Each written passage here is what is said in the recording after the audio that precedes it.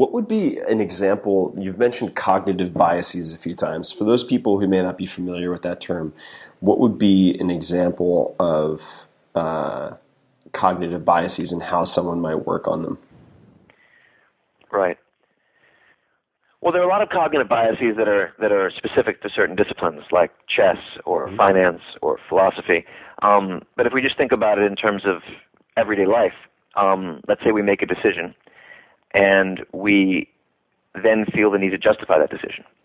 And so we make more decisions to justify that initial decision. And then we basically get ourselves into this deep wormhole, which is caused by the attempt to justify The sunk cost fallacy. Exactly. So this is in the financial group or in the world of cognitive biases, this will be sunk cost fallacy, right? But this is very interesting for example, a chess player who makes a certain decision, and there's a certain emotional and intellectual and time component to the value we put into the thought process behind that decision. And what we often have to do is release it because the position changes shape. A very interesting way that this manifests in chess, which you can think about rather universally, is let's say that there's a certain evaluation to the position, right? You and I are playing, Tim, and I have a slight advantage in the position, and I'm nurturing that advantage. I'm nurturing it.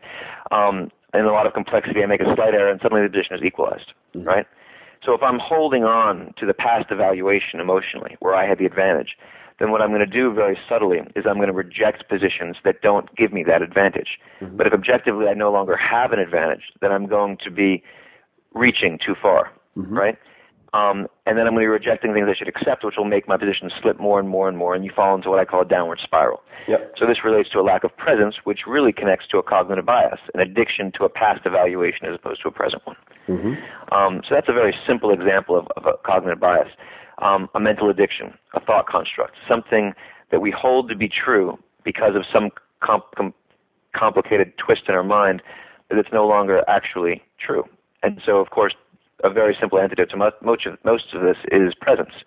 If we can look at a moment or chess position or an investment decision or any decision with very clean presence outside of kind of emotional inertia, then we can often slice through just amazing amounts of fat with just very, very simple decisions. If you think about the learning process, for example, and this is one of the things I love about your approach to learning, the language that you and I use is, I call you a master of deconstruction.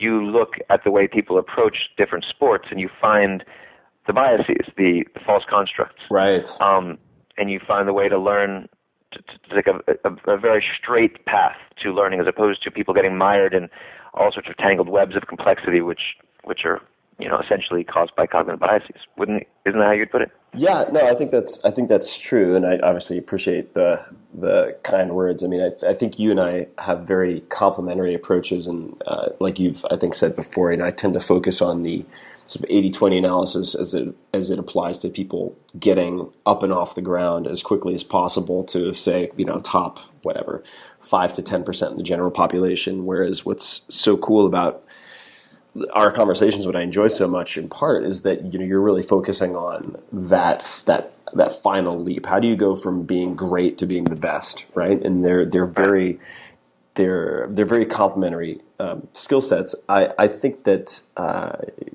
what I'm looking at, and this is a way to unearth cognitive biases. And just as a side note for people who want to look into this, you can just go to Wikipedia and search list of cognitive biases, and there's a long list, which is pretty fun to read. There are